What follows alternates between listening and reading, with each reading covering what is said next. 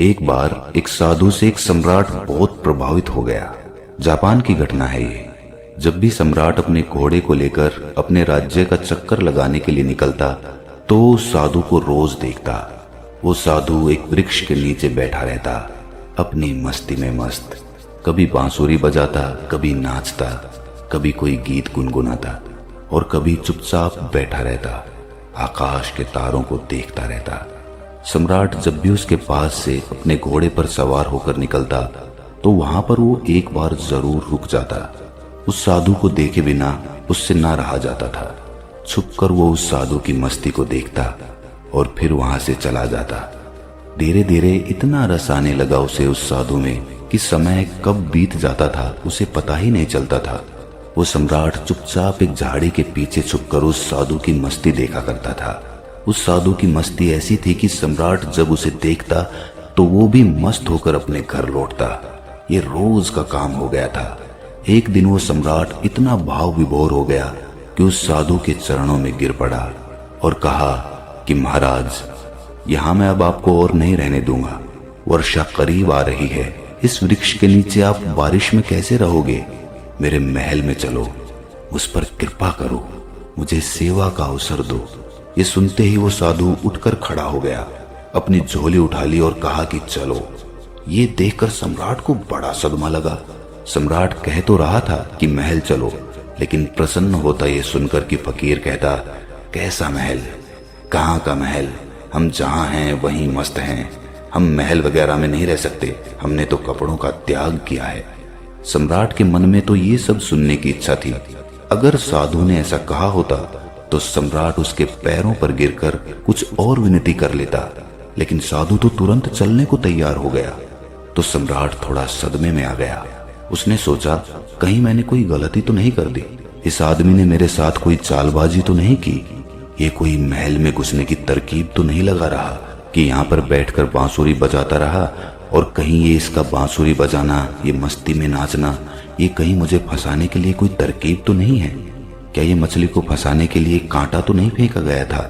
फालतू ही चक्कर में पड़ा। सम्राट ने सोचा कि अब तो कुछ कह भी नहीं सकता। इसने एक मौका भी तो नहीं दिया। इसने ये भी तो नहीं कहा एक बार भी कि नहीं, मैं बहुत मजे में हूँ। क्या बारिश, क्या सर्दी, हमारे लिए सब एक है। सम्राट ने सोचा कि क्या साधु है ये, आराम की बात आते ही तुरंत हाँ बोल दी। सम्राट के मन का सारा भाव भी खत्म हो गया। सम्राट ये सब सोच ही रहा था कि वो साधु तब तक सम्राट के घोड़े पर चढ़कर बैठ गया। सम्राट को जिंदगी में पहली बार पैदल चलना पड़ा, जबकि वो साधु बड़े मजे से घोड़े पर बैठकर जा रहा था। सम्राट के दिल को बड़ी चोट लगी कि ये तो मैंने बड़ी जल्दबाजी कर दी, बहुत बड़ी गलती हो गई। लेकिन सम्राट अब अपनी बात से पलट भी नहीं सकता था, क्योंकि वो अपने वचन का पक्का था। सम्राट ने सोचा कि ये भी महल में पड़ा रहेगा, इतने लोग तो पड़े हैं, ये भी पड़ा रहेगा तो क्या फर्क होगा। लेकिन सम्राट के मन में उस साधु के लिए सम्मान खत्म हो चुका था। साधु तो महल में जाकर रहने लगा, पर सम्राट को दिन प्रतिदिन कष्ट बढ़ने लगा, क्योंकि साधु ऐसी मस्ती में रहता था। जब यही साधु उस वृक्ष के नीचे मस्त रहता था तो सम्राट के मन में उसके लिए आदर पैदा हो गया था कि ये कैसा गजब का त्यागी है। साधु तो वृक्ष के नीचे भी बांसुरी बजाता था और महल में आकर भी वो बांसुरी ही बजाता था, लेकिन अब वो मखमल के गद्दों पर बैठकर बांसुरी बजाता था। ये सब देखकर सम्राट की छाती पर सांप लौट जाता था कि कहाँ का आदमी मैं उठा लाया, ये कोई साधु ही है। सम्राट से भी ज्यादा शान से वो रहता था। सम्राट को तो कुछ चिंता फिक्र भी थी। आखिर अपना साम्राज्य, अपना महल, अपनी धन दौलत, सैकड़ों चिंताएं थी, लेकिन उस साधु को तो कोई चिंता नहीं थी। वो तो बांसुरी बजाए, नाचे, मस्त भोजन करे। 6 महीने किसी तरह सम्राट ने बर्दाश्त किया, लेकिन बात बढ़ती गई। सम्राट के लिए सहना मुश्किल हो गया। एक दिन सम्राट ने कहा, महाराज, एक निवेदन करना है। अब मुझमें और आप में क्या फर्क है? साधु ने कहा, फर्क जानना चाहते हो? सम्राट ने कहा, हाँ महाराज। साधु ने कहा कि तुम 6 महीने क्यों फालतू परेशान रहे? ये बात तुम्हें उसी वक्त पूछ लेनी चाहिए थी जब मैं घोड़े पर बैठा था, क्योंकि मैंने तो देख ही लिया था कि ये बात तुम्हारे मन में उसी वक्त उठ गई थी।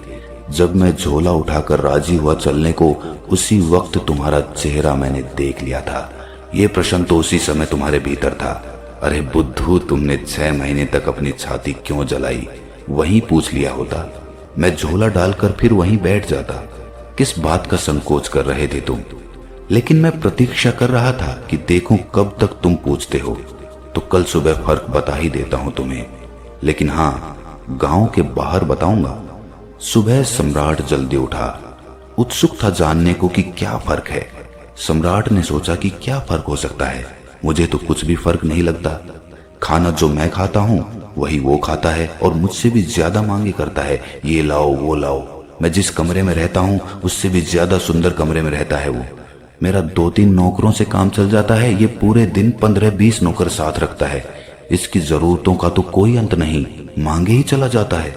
कपड़े इतने शानदार पहनता है कि मुझे कोई देखे तो समझे कि मैं इसका मंत्री हूँ। ये खुद ही इस महल का सम्राट मालूम पड़ता है। कम से कम महल के बाकी लोग मुझसे डरते तो हैं, इसकी आंखों में तो डर नाम की कोई चीज भी नहीं है। बस पूरे दिन बिना किसी चिंता के मस्त बांसुरी बजाता रहता है। आज मैं भी देखूं कि क्या फर्क बतलाता है। सम्राट सुबह सुबह साधु के कमरे में पहुंच गया। वहां जाकर देखा तो साधु ने वही पुराने कपड़े पहने हुए थे जो वो उस वृक्ष के नीचे बैठकर पहनता था। उसी झोले को अपने एक हाथ में उठा रखा था और दूसरे हाथ में बांसुरी लिए तैयार खड़ा हुआ था। सम्राट ने कहा, चलिए महाराज। दोनों महल के बाहर निकल आए। चलते चलते गांव की नदी पार हो गई। कुछ देर बाद वे गांव के बाहर आ गए। सम्राट ने पूछा, अभी और कितना चलना है? साधु ने कहा कि बस कुछ देर और। चलते चलते सुबह से दोपहर हो गई। सम्राट ने कहा, बस अब और आगे नहीं, जो भी कहना है यही कह दो। साधु ने कहा, मैं तो आगे चलता हूं, तुम चलते हो कि नहीं? सम्राट ने कहा कि मैं कैसे चल सकता हूं? मेरा महल, मेरी बीवी, मेरे बच्चे, मेरी धन दौलत सब कुछ मुझसे जुड़े हुए हैं। मैं तुम्हारी तरह फकीर थोड़ी ना हूं जिसे किसी बात की कोई चिंता ही नहीं है। साधु ने कहा, बस यही फर्क है तुम में और मुझ में। मैं कहीं भी जा सकता हूं, तुम नहीं जा सकते हो। मैं हर परिस्थिति में खुश रह सकता हूं, लेकिन तुम नहीं। जब मैं उस वृक्ष के नीचे रहता था तब भी मस्ती से रहता था और अपनी जिंदगी के एक एक पल को जीता था। जब मैं तुम्हारे महल में चला गया वहां भी मैंने अपने अनमोल जीवन के एक एक क्षण को पूरी मस्ती और खुशी के साथ जिया। अब जब मैं कहीं और चला जाऊंगा तब भी ऐसे ही जीऊंगा। हम जहां जिस वक्त रहते हैं पूरे तरीके से वहीं रहते हैं। हम ना तो अपने बीते हुए कल के बारे में सोचकर पश्चाताप करते हैं और ना ही भविष्य की चिंता करके अपने वर्तमान को खराब करते हैं। हम तो बस आज में जीते हैं, क्योंकि हम समझ चुके हैं कि जीवन तो आज में है, अभी इसी पल को जीने में है। बस यही छोटा सा फर्क है तुझ में और मुझ में कि तुम्हें परिस्थितियां चलाती हैं और हम परिस्थितियों को चलाते हैं। तुम खुश रहोगे या दुखी रहोगे, क्या तुम्हारे आसपास होने वाली घटनाओं पर निर्भर नहीं करता है ये? लेकिन हमारे लिए ये घटना जिंदगी के सफर का एक हिस्सा मात्र है। अचानक सम्राट को महसूस हुआ कि अरे ये मैंने क्या कर दिया, इतने अद्भुत आदमी को गंवा दिया।